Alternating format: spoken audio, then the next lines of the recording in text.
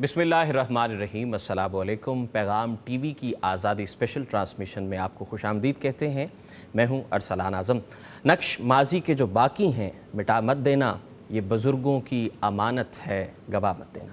پاکستان کو معرض وجود میں آئے 78 برس ہو چکے ہیں، اور اگر ہم بات کریں آزادی کی تو آزادی جو ہے وہ کہنے کو تو ایک لفظ ہے، لیکن اس کے پیچھے بے شمار قربانیاں ہیں۔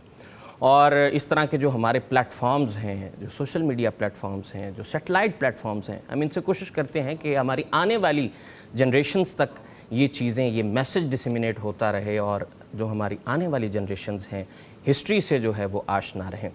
آج صبح میں دیکھ رہا تھا کہ 14 اگست کی مناسبت سے موسٹلی جو ہے جگہ پر بل بورڈز لگے ہوئے ہیں کہ جناب 14% یا 14% جو ہے وہ فلیٹ سیلیں نظر آ رہی ہیں۔ تو یہ سلسلہ سارا سال بھی جاری رہے، خیر کا سلسلہ جاری رہے تو بہت اچھی بات ہے۔ ویسے یہ بھی اچھی چیز ہے کہ 23 مارچ ہو اور 14 اگست ہو، اور اس طرح جو سیلوں کا سلسلہ ہے، اظہار ضروری ہے۔ حب الوطنی کا اظہار جو ہے اس صورت میں کر دیا جاتا ہے۔ کئی لوگ جو ہے وہ جھنڈے لگا لیتے ہیں، کئی لوگ جو ہے وہ باجوں کی صورت میں اظہار کر دیتے ہیں۔ اینی ویز اظہار بہت ضروری ہے، اظہار جو ہے وہ بڑی اہمیت رکھتا ہے، ایکسپریس جو ہے وہ کرتے رہنا چاہیے۔ پروگرام کا باقاعدہ آغاز کرتے ہیں جناب۔ ہمارے ساتھ ایز یوزول مفتی اجمل بھٹی صاحب، فضیلت الشیخ، بہت شکریہ آپ کے اور میرے دلوں کی دھڑکن۔ دوسری جانب جناب قاری محمد عاطف الیاس صاحب، فاضل ام القریٰ یونیورسٹی اور ہمارے پیغام ٹی وی کے اینکر بھی ہیں، اکثر آپ انہیں جناب اسکرین پر دیکھتے ہیں۔ بہت شکریہ، آپ نے بھی دامنے وقت میں گنجائش نکالی۔ قاری صاحب تلاوت قرآن پاک سے آغاز، بسم اللہ الرحمن الرحیم۔ اعوذ باللہ من الشیطان الرجیم۔ وعباد الرحمن الذین یمشون علی الارض ہونا وَإِذَا خَاطَبَهُمُ الْجَاهِلُونَ قَالُوا سَلَامًا وَالَّذِينَ يَبِيتُونَ لِرَبِّهِمْ سُجَّدًا وَقِيَامًا وَالَّذِينَ يَقُولُونَ رَبَّنَا اصْرِفْ عَنَّا عَذَابَ جَهَنَّمَ إِنَّ عَذَابَهَا كَانَ غَرَامًا إِنَّهَا سَاءَتْ مُسْتَقَرًّا وَمُقَامًا وَالَّذِينَ إِذَا أَنفَقُوا لَمْ يُسْرِفُوا وَلَمْ يَقْتُرُوا وَكَانَ بَيْنَ ذَلِكَ قَوَامًا وَالَّذِينَ لَا يَدْعُونَ مَعَ اللَّهِ إِلَٰهًا آخَرَ وَلَا يَقْتُلُونَ النَّفْسَ الَّتِي حَرَّمَ اللَّهُ إِلَّا بِالْحَقِّ وَلَا يَزْنُونَ وَمَن يَفْعَلْ ذَلِكَ يَلْقَ أَثَامًا يُضَاعَفْ لَهُ الْعَذَابُ يَوْمَ الْقِيَامَةِ وَيَخْلُدْ فِيهِ مُهَانًا إِلَّا مَن تَابَ وَآمَنَ وَعَمِلَ عَمَلًا صَالِحًا فَأُولَٰئِكَ يُبَدِّلُ اللَّهُ سَيِّئَاتِهِمْ حَسَنَاتٍ وَكَانَ اللَّهُ غَفُورًا رَحِيمًا ومن تاب وعمل صالحا فإنه يتوب إلى الله متابا ومن تاب وعمل صالحا فإنه يتوب إلى الله متابا والذين لا يشهدون الزور وإذا مروا باللغو مروا كراما والذين إذا ذكروا بآيات ربهم لم يخروا عليها صما وعميانا والذين يقولون ربنا هب لنا من أزواجنا وذرياتنا قرة أعين ربنا هب لنا من أزواجنا وذرياتنا قرة أعين واجعلنا للمتقين إماما أولئك يجزون الغرفة بما صبروا ويلقون فيها تحية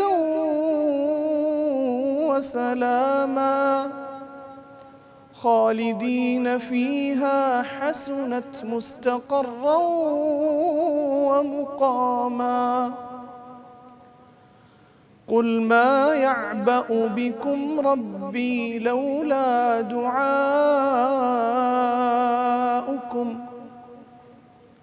فقد كذبتم فسوف يكون لزاما صدق الله العظيم صدق اللہ العظیم، جزاک اللہ، ماشاءاللہ۔ قاری صاحب، رب کریم مزید جو ہے اس میں مزید آپ کو وسعتیں دے، مزید آپ کا ووکل ریفائن ہو۔ پروگرام کا باقاعدہ آغاز کرتے ہیں، مفتی صاحب ان آیات کا مفہوم جو ہے وہ عطا کیجیے۔ بسم اللہ الرحمن الرحیم، الحمدللہ رب العالمین والصلاة والسلام علی اشرف الانبیاء والمرسلین، اما بعد۔ ارسلان بھائی، ان آیات کے اندر خوبصورتی کے ساتھ اللہ تعالیٰ نے اپنے بندوں کی، پہلا لفظ کیا ہے؟ عباد الرحمن، رحمان کے بندے جو اس کے ہیں، ان کی خوبیاں، ان کی صفات بیان کی ہیں، سبحان اللہ۔ اور خوبیاں بھی ایسی شاندار بیان کی ہیں کہ پہلی خوبی ہی دیکھیں کہ عباد الرحمن وہ ہیں جو زمین پر اکڑ کر نہیں چلتے، نرمی کے ساتھ چلتے ہیں، پیار کے ساتھ، اعتدال کے ساتھ جیتے ہیں۔ اور پھر یہ خوبیاں بیان کرتے کرتے لمبی لسٹ ہے کہ وہ شرک بھی نہیں کرتے، وہ بے حیائی بھی نہیں کرتے، وہ ناحق کسی کو قتل بھی نہیں کرتے، وہ اکڑتے بھی نہیں ہیں، بلکہ رو رو کر اللہ سے معافیاں مانگتے ہیں، جہنم سے پناہ مانگتے ہیں۔ تو پھر مالک نے بھی ان کے ساتھ محبت کا اظہار کا اخیر ہی کر دیا ہے۔ ایسی محبت اپنے اس بندوں کے ساتھ جس کو رحمان نے کہا کہ میرے بندے ہیں، ان کے ساتھ محبت کی اخیر کر دی، فرمایا الا من تاب وآمن وعمل عملا صالحا، کہ میرے بندوں میں سے اگر کسی سے کوئی غلطی ہو گئی نا، کوئی قتل ناحق کر بیٹھا، کوئی بدکاری کر بیٹھا، کوئی شرک کر بیٹھا، لیکن پھر معافی مانگ لی، ایمان لے آیا، معافی مانگ لی، فَأُولَئِكَ يُبَدِّلُ اللَّهُ سَيِّئَاتِهِمْ حَسَنَاتٍ وَكَانَ اللَّهُ غَفُورًا رَحِيمًا، کہ پھر وہ مالک کہتا ہے کہ میں اپنے بندے کے گناہ صرف معاف نہیں کروں گا، زندگی بھر کی سیاہ کاریوں کو نیکیوں میں بدل کے عطا کروں گا۔ سبحان اللہ۔ اور فرمایا کہ وہ مالک بڑا ہی مہربان ہے، بڑا بخشنے والا۔ اس سے بڑا اور انعام کیا ہوگا کہ ایک بندے نے ساری زندگی اپنے رب کی نافرمانیوں میں گزاری، اور جاتے جاتے اس نے ایسی پکی توبہ کی کہ وہ ساری گناہ بھی نیکیوں میں بدل گئے۔ سبحان اللہ، سبحان اللہ۔ تو یہ اس رحمان کی اپنے بندوں کے ساتھ محبت ہے، شفقت ہے، کہ وہ اپنے بندے کو ڈھونڈتا رہتا ہے کہ یہ توبہ کرے، تو جیسے ہی وہ توبہ کرتا ہے تو اس کی نوازشات شروع ہو جاتی ہیں۔ اللہ تعالی ہمیں بھی اپنے بندوں میں شامل فرمائے۔ آمین آمین۔ اور اللہ تعالیٰ ہمیں بھی جو ہے یہ بھٹی صاحب ہمارے میں بھی ہونا چاہیے کہ ہم بھی اپنا لیں اور اپنے دیگر دوست احباب، غلطیاں ہوتی رہتی ہیں، انسان اغلاط کرتا رہتا ہے، تو ہمیں بھی ان کو تسلی دیں، دلاسا دیں کہ آ جاؤ، رب کے دروازے پر آ جاؤ، توبہ کر لو، معافی مانگ لو، ستے خیران ہے۔ ستے خیران ہے جی۔ بھٹی صاحب آج کا وظیفہ وظیفہ بھی اس سے ملتا جلتا ہے۔ جی۔ آمنہ کے لال صلی اللہ علیہ وسلم جنہوں نے اپنی امت کی تربیت بھی کی ہے، ان کی نشو و نما کا بھی خیال رکھا ہے، ان کے جذبات کا بھی خیال رکھا ہے، خیالات کا بھی رکھا ہے، اور ان کے ذوف کو بھی سامنے رکھا ہے۔ اللہ تعالیٰ فرماتے ہیں کہ ہم نے انسان کو بہت کمزور پیدا کیا ہے، جی، بہت جلدی قابو آ جاتا ہے، کبھی خواہشات کے قابو آ جاتا ہے، کبھی شیطان کے نرغے میں آ جاتا ہے، تو کوئی نہ کوئی غلط کام کر ہی بیٹھتا ہے۔ تو آمنہ کے لال صلی اللہ علیہ وسلم نے بھی ایسی تعلیمات دی ہیں جو اس انسان کی کمزوری کو بھی پورا کرتی ہیں جی، اور اس کا عذر بھی رب کے سامنے رکھتی ہیں۔ تو نبی رحمت صلی اللہ علیہ وسلم فرماتے ہیں ان المؤمن خلق مفتنا نسیا توابا اذا ذکر ذکر، کہ یہ جو انسان ہے نا مومن، جی، مومن کی زندگی اس طرح گزرتی ہے کہ ایک آزمائش سے نکلتا ہے دوسری آ جاتی ہے، دوسری سے نکلتا ہے تیسری آ جاتی ہے، بیماری سے صحت مند ہوا ہے، چند دن گزرے ہیں پھر بیمار، تو یہ سلسلہ چلتا ہی رہے گا۔ جی۔ اور یہ اس کا فائدہ کیا ہے کہ اللہ کے نبی صلی اللہ علیہ وسلم فرماتے ہیں جب مومن پر آزمائشیں آتی ہیں، بیماری آتی ہے، تکلیف آتی ہے، تو اس کے ساتھ اللہ تعالیٰ اس کے گناہ معاف کرتا ہے۔ اور ایک بندے پر مسلسل بیماری رہتی ہے یا تکلیف میں مبتلا رہتا ہے، تو وہ ایک وقت آتا ہے کہ وہ ایسا گناہوں سے پاک صاف ہو جاتا ہے کہ زمین پر چل رہا ہوتا ہے اور ایک گناہ بھی اس کے ذمہ نہیں ہوتا۔ تو یہ اللہ کی بڑی رحمت ہے بندے پر کہ اس کو مختلف اوقات میں کبھی نعمت دے کر، کبھی نعمت واپس لے کر، کبھی صحت دے کر، کبھی صحت واپس لے کر، تھوڑا تھوڑا آزماتا رہتا ہے۔ تو اللہ کے نبی کہتے ہیں کہ مومن تا حیات آزمائشوں کے نرغے میں ہی رہے گا۔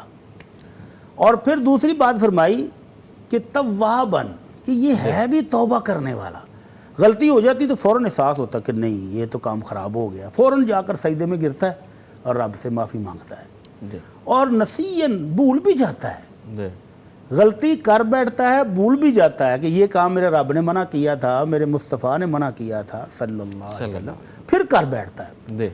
تو کتنی بار معافی مانگے ہم؟ انسان تو دوسری مرتبہ کو کرنا یار تورا روزدہ ہی کام ہے اور بس کر ہونا، لیکن وہ مالک کے ہاں کوئی پیمانے اور ہیں۔ اللہ اور نبی رحمت صلی اللہ علیہ وسلم فرماتے ہیں کہ بندے سے غلطی ہوئی تو اس کو احساس ہوا کہ میں کام غلط کر بیٹھا ہوں، سجدے میں گرا، اللہم اغفر لی، سونے ربا معاف کر دے، تو میرا رب اتنا خوش ہوتا ہے، اتنا خوش ہوتا ہے، اپنے فرشتوں کو کہتا ہے دیکھو یہ میرا بندہ ہے، اس کو پتہ ہے کہ اس کا ایک رب بھی ہے اور غلطیوں کو معاف بھی کرتا ہے، تو یہ معافی مانگنے آ گیا ہے، اور اس کو پتہ ہے کہ اگر معافی نہ مانگے تو وہ پکڑ بھی لیتا ہے، تو جو میں نے معاف کیا، تھوڑا عرصہ گزرا پھر غلطی ہو گئی، پھر آ گیا معافی مانگنے، میرا رب پھر بڑا خوش ہوتا ہے کہ میرا بندہ معافی مانگ رہا ہے، میں نے معاف کیا، پھر غلطی کرتا ہے، پھر معافی ملی، چوتھی مرتبہ، حدیث کے اندر 4 مرتبہ کا ذکر ہے کہ چوتھی دفعہ بھی غلطی کر کے جب معافی مانگتا ہے تو مالک بہت خوش ہوتا ہے کہ میرے بندے کو یہ تو پتا ہے کہ میرا مالک ہے اوپر، معاف کرتا ہے، تو معافی مانگنے آگے جو میں نے معاف کیا۔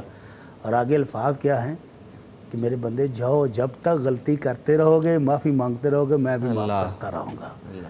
تو یہ مالک ہے جو اس کی توبہ قبول کر رہا ہے، توابن بھی ہے، نسین بھی ہے، اور ساتھ ہے اذا ذکر ذکر، جب اس کو یاد دلایا جائے گا پائی ہے کم غلطی تو اس کو یاد آ بھی جاتا ہے، مان بھی جاتا ہے، نصیحت کرو تو نصیحت کو قبول بھی کر لیتا ہے، قبول بھی کرنا تو یہ مومن کی اس میں خوبیاں ہیں۔ ایک تو ہے کہ آزمائشوں کا شکار رہے گا، دوسرا کہ توبہ بہت کرتا ہے، تو اللہ تعالی ہمیں بھی توبہ کرنے والوں میں شمار فرما لے۔